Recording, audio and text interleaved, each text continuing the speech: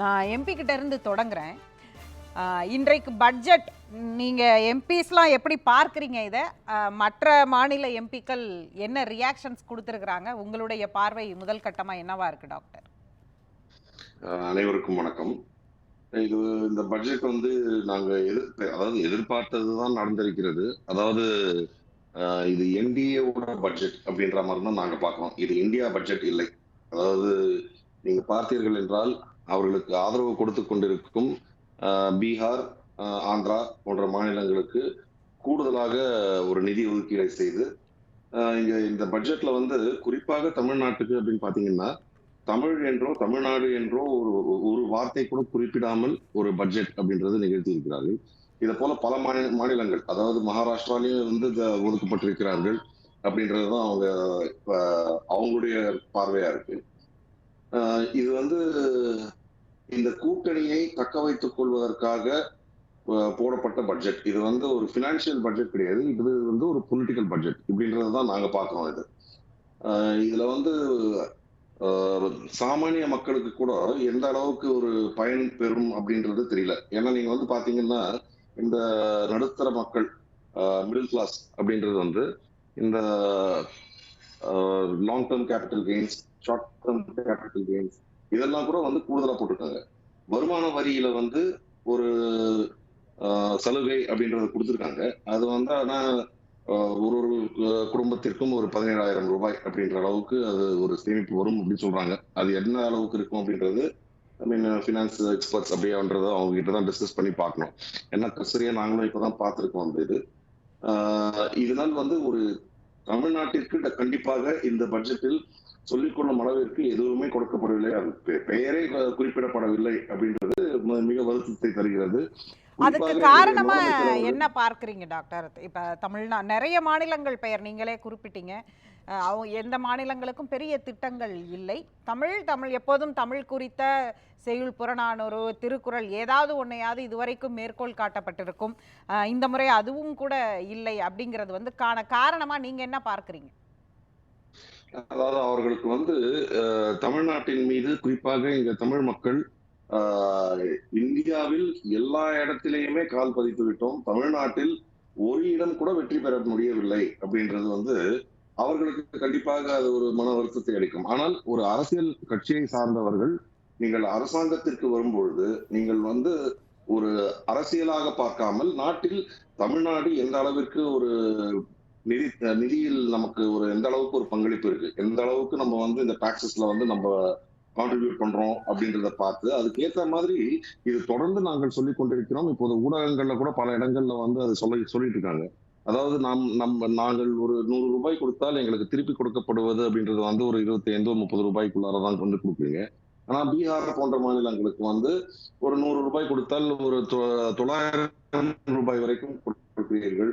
உத்தரப்பிரதேசுக்கு 300 ரூபாய்க்கு மேல கொடுக்குறீங்க இப்படின்றத நாங்க தொடர்ந்து கொடுக்கணும். நீங்க அவங்களுக்கு கொடுக்க வேண்டாம் சொல்ல, ஆனால் எங்களுக்கு செய்ய வேண்டிய பணிகளையும் செய்யுங்கள் அப்படின்றதான் நாங்க தொடர்ந்து வலியுறுத்திக்கிட்டு இருக்கோம். இப்ப இந்த மாதிரி இருக்கும் பொழுது இந்த நிதி பகிர்மானம் அப்படின்றதே அடுத்து இப்போ நெக்ஸ்ட் இருக்கிற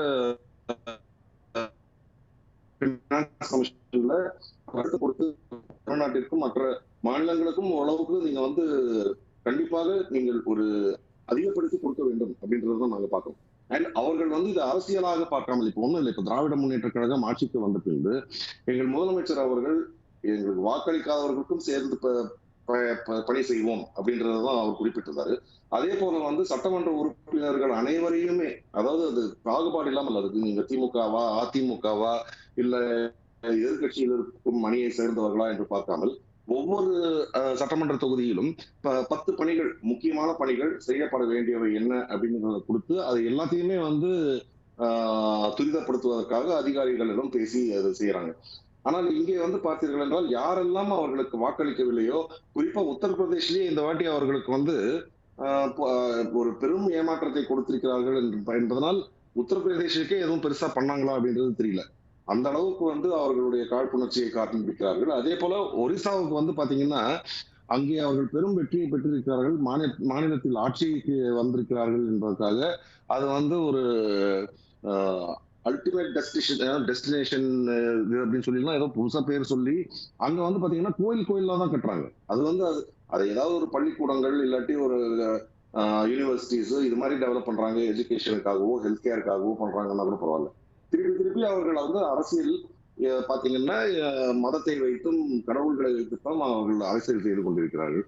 இதை போன்று செய்து கொண்டிருக்கும் பொழுது நாட்டினுடைய பொருளாதாரம் இன்னும் மோசமாக போவதற்கான வாய்ப்புகள் தான் அதிகமாக இருக்கிறதாக நாங்கள் பார்க்கிறோம். டாக்டர், நிதி ஆயோக் கூட்டம் 27ஆம் தேதி பிரதமர் தலைமையில் நடக்கிற கூட்டத்தில் பங்கேற்க மாட்டோம், புறக்கணிக்கிறோம்னு முதலமைச்சர் குறிப்பிட்டிருக்கிறார். அந்த முடிவு எத்தகைய முடிவு?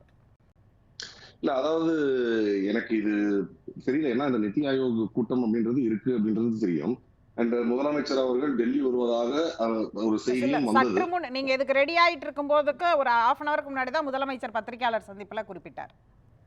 இல்ல அதாவது எனக்கு வந்து அந்த விவரம் தெரியவில்லை. இப்ப வந்து இதை போன்ற ஒரு என்ன நான் ஏற்கனவே சொன்ன போல முதலமைச்சர் அவர்கள் அதாவது தமிழ்நாட்டில் என்னென்ன தேவைகள் இருக்கிறது அப்படின்றது வந்து ஒரு கோரிக்கைகள்லாம் வச்சிருந்தாரு.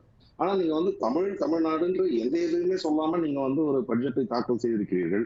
அதனால வந்து மாண்புமிகு முதலமைச்சர் அவர்களுக்கு வந்து அதுல ஒரு வருத்தம் இருந்திருக்கலாம். அந்த வருத்தத்தை தெரிவிக்கும் விதமாக இது இருக்கலாம். பட் எனக்கு அது வந்து அந்த உண்மை அந்த நீங்க சொல்ற செய்தி இல்ல, நீங்க நான் கேட்கல. செஷன்ல இருந்து எனக்கு இப்பதான் வந்தீங்க, அதனால உங்களுக்கு தெரிந்திருக்க வாய்ப்பில்லை நீங்க உள்ள இருந்ததுனால. ஆனால் முதலமைச்சர் நீங்கள் சொன்ன காரணத்திற்காகத்தான் அவர் புறக்கணிக்கிறேன்னு சொல்லி இருக்கிறாரு. ஆனால் ஒரு கேள்வி இருக்குல்ல, நமக்கு நிதி ஆயோக்கிலிருந்து நாம் பெறக்கூடிய திட்டங்கள் அப்படிங்கிற இடத்தில் ஒரு கேள்வி வருமே. இல்ல அது இப்ப இந்த உங்களுக்கு அதிமுக வந்து ஆட்சி இருந்த பொழுது அவர்கள் மறைந்த ஏதாவது ஜெயலலிதா அவர்கள் மறைந்த பிறகு இங்க இருந்த அதிமுக அரசாங்கம் பாஜகவுக்கு அடிபணிந்து அவர்களுக்கு ஒரு நண்பர்களாக சரி, அடிபணிந்துன்னு கூட வேண்டாம், நண்பர்களாக இருந்த இதுதான். ஆனால் அவர்கள் இருந்த அந்த 4 வருடம் கூட வந்து பாத்தீங்கன்னா பாஜக தமிழ்நாட்டுக்கு இன்று ஒன்றும் பெரிதாக செய்யவில்லை. நீங்க வந்து அது இப்ப அது எய்ம்ஸ் மருத்துவமனை ஆகட்டும், இல்ல இங்க இருக்கும் பல கோரிக்கைகள் இந்த மெட்ரோ ரயில் திட்டத்திற்கு ஒதுக்க வேண்டிய நிதியாகட்டும், இதை போன்ற எந்த இதுவுமே இல்லை. இன்ஃபேக்ட் இன்னைக்கு வந்து எங்களுடைய மாண்புமிகு கல்வித்துறை அமைச்சர், அதாவது பள்ளி கல்வித்துறை அமைச்சர் அவர்கள் வந்து இன்னைக்கு வந்து பாக்குறாங்க. அவர்கள் வந்து கொடுக்க வேண்டிய ஒரு 2500 கோடி ரூபாய் அப்படின்றது வந்து நீங்கள் வந்து நேஷனல் எஜுகேஷன் பாலிசியில நீங்க வந்து நாங்கள் அதை ஒப்புக்கொள்கிறோம் என்று சொல்லவில்லை என்றால் நாங்கள் இந்த நிதியை உங்களுக்கு தரமாட்டோம் அப்படின்னு சொல்லிட்டு இந்த பொருளாதாரத்தை வைத்து மிரட்டும் துணியில் தான் அவர்கள் பேசிக் கொண்டிருக்கிறார்கள். சோ இது மாதிரி இருக்கும்பொழுது கண்டிப்பாக இப்ப இங்க வந்து மக்கள் ஒவ்வொரு இடத்துலயும் வந்து federal structure of this nation, அதாவது மாநிலங்களின் உரிமை அப்படின்றது அதை நிலைநிறுத்த வேண்டும் என்று நாங்கள் கேள்வி கேட்டுக்கொண்டிருக்கும் பொழுது அவங்க வந்து இல்ல இல்ல நாங்க சொல்றதை நீங்க கேட்டாதான் அப்படின்ற ஒரு அதே இடைச்சதிகாரத்துடன் இருக்க முயற்சி செய்து கொண்டிருக்கிறார்கள். ஆனால் இது வந்து ஏற்கனவே பிரதமர் என்ன சொல்கிறார் என்றால், இந்த பட்ஜெட் இளைஞர்களுக்கான, மத்தியதர வர்க்கத்திற்கு, ஏழைகளுக்கு அனைவரையும் உள்ளடக்கிய ஒரு சிறந்த பட்ஜெட் அப்படிங்கிறார். வளர்ச்சிக்கான பட்ஜெட் அப்படின்றார். இல்ல நீங்க அதாவது பிரதமர் அவர் என்ன சொல்லுவாருன்னு நீங்க எதிர்பார்க்கறீங்க? அவர் ஒரு பட்ஜெட்டை அறிவித்த பிறகு அவருக்கு இதை பத்தி என்ன புரிதல் இருக்குன்றது கூட எனக்கு தெரியாது. ஏன்னா அவர் A+B² அப்படின்னா 2AB எங்க போச்சு அப்படின்னு கேட்டவர் அவர். இப்ப இது வந்து இந்த இதை பத்தி நீங்க வந்து பொதுமக்களிடமும் பொருளாதார வல்லுநர்கள் அவர்களுடைய பார்வை என்ன அப்படின்றதுதான் நீங்க வந்து நான் வந்து அது ஒரு சீரியஸ் இதுவா எடுப்பேன். அரசியல்வாதிகள் பெரும்பாலும் இப்ப நீங்க ஆளுங்கட்சியில இருக்கிறவங்களை கேட்டீங்கன்னா அவர்கள் வந்து இது அருமையான பட்ஜெட் அப்படின்னு போறாங்க. எதிர்கட்சியில இருக்கிறவங்க கேட்டீங்கன்னா அவங்க எல்லாருமே சேர்ந்து இந்த பட்ஜெட்டில் பெருத்த ஏமாற்றங்கள் இருக்கின்றன அப்படின்னு சொல்லுவாங்க. ஆனால் நீங்கள் வந்து மக்களிடம் சென்று நீங்கள் இதை கேட்டீங்கன்னா தான் இப்போ உங்களுக்கு வந்து மிடில் கிளாஸ் ஃபேமிலி அப்படின்றது வந்து ஒரு லார்ஜஸ்ட் செக்ஷன். அங்க வந்து நீங்க மேலும் மேலும் வரியை சுமத்தி கொண்டே போகிறீர்கள் என்ற ஒரு குற்றச்சாட்டு இருக்கிறது. அதே போல ஏழைகள் அப்படின்றது வந்து நீங்க வந்து பாஜக ஆட்சிக்கு வந்த பிறகு 25 கோடி பேரை நாங்கள் வறுமையிலிருந்து மீட்டிருக்கிறோம்னு சொல்றாங்க. ஆனா அதே நேரத்துல வந்து 80 கோடி மக்களுக்கு வந்து 5 வருடங்களுக்கு இலவசமாக உணவு வழங்கப்படுகிறது சொல்றாங்க. நீங்க ஏழ்மையிலிருந்து நிறைய பேரை மீட்டிங்கன்னா உணவு கூட உங்களுக்கு சாப்பிட முடியாத அளவுக்கு 80 கோடி மக்கள், அதாவது 57% இந்தியர்கள் உணவு உண்ண கூட அவர்களால் பொருளாதாரத்தில் அவர்களால் தன்னிச்சையாக இருக்க முடியவில்லை அப்படின்றதுதான் ஒரு நிதர்சனமான உண்மை. அதை மறைத்து அவர்களுடைய இந்த நன்றி முடிச்சிருங்க அதை கன்க்ளூஷன் கொடுத்துருங்க. இல்ல அதாவது இவங்க தொடர்ந்து வந்து இதான் சொல்லிக்கிட்டு இருக்கீங்களே தவிர நீங்க வந்து பாத்தீங்கன்னா இந்த 10 ஆண்டுகளாக பொருளாதாரத்திலும் சரி மக்கள் வந்து எந்த அளவுக்கு பின்னோக்கி சென்றிருக்கிறார்கள். இவர்கள் வறுமையை ஒழிக்கவில்லை. அதாவது ஏழைகளை மேலும் மேலும் துன்புறுத்த செய்கிறார்கள். அவர்கள் வந்து இந்த கார்பரேட் டாக்ஸை குறைச்சி பணக்காரர்களை மேலும் பணக்காரர்களாக்கிறார்கள், ஏழைகளை மேலும் ஏழையாக்கிறார்கள். இதுதான் எங்களுடைய பார்வை. பேசலாம் டாக்டர். டாக்டர் சொல்லுங்க. இல்ல இப்போ நீங்க வேளாண் சட்டங்களினால் விவசாயிகளுக்கு கண்டிப்பாக நன்மை பயக்கும் அப்படின்னு சொன்னா, நீங்க ஆட்சியில் இருக்கும் உத்தரப்பிரதேஷ், பீகார், மகாராஷ்டிரா, எங்கெல்லாம் நீங்க ஆட்சியில இருக்கீங்களோ அங்க நீங்க கொண்டு வாங்க சார். அங்க நீங்க அந்த சட்டத்தை அங்க வந்து கொண்டு வந்துட்டு அங்க விவசாயிகள் நல்லா வந்தாங்கன்னா மற்ற மாநிலங்கள் நாங்க பின்னாடி நாங்களா வரப்போறோம், நாங்களே வந்து கேட்க போறோம், எங்களையும் இதுல சேர்த்துக்கோங்க, நாங்களும் இதை பண்றதுக்கு தயாரா இருக்கோம் அப்படின்னு சொல்லி. நீங்களாலும் மாநிலங்கள்லயே நீங்க அதை வந்து இம்ப்ளிமெண்ட் பண்ண மாட்டேங்கிறீங்க. அதுக்கப்புறமா எப்படி நீங்க இதை சொல்லலாம், நீங்க வந்து இது விவசாயிகளுக்கு நன்மை பயக்கக்கூடிய ஒரு இது அப்படின்றது. இது அதானி அண்ட் அம்பானி வந்து இந்த விவசாயத்தை அழிப்பதற்காக கொண்டு வரப்பட்ட திட்டம் அப்படின்ட்டு எல்லாருமே சொல்றாங்க. நீங்க வந்து ஹரியானால போய் பாத்தீங்கன்னா அங்க வந்து இந்த ஆப்பிள் இண்டஸ்ட்ரியை வந்து எப்படி கார்பரேட் பண்ணி அதானி பாக்குது. நீங்க முதல்ல யூபி பிஆர்ல நீங்க இம்ப்ளிமெண்ட் பண்ணுங்க சார். அதுக்கப்புறமா அது நல்லா வருதுன்னு பார்த்துட்டு விவசாயிகள் எல்லாருமே பேசுவோம். டாக்டர் குறுக்கிட்டீங்க.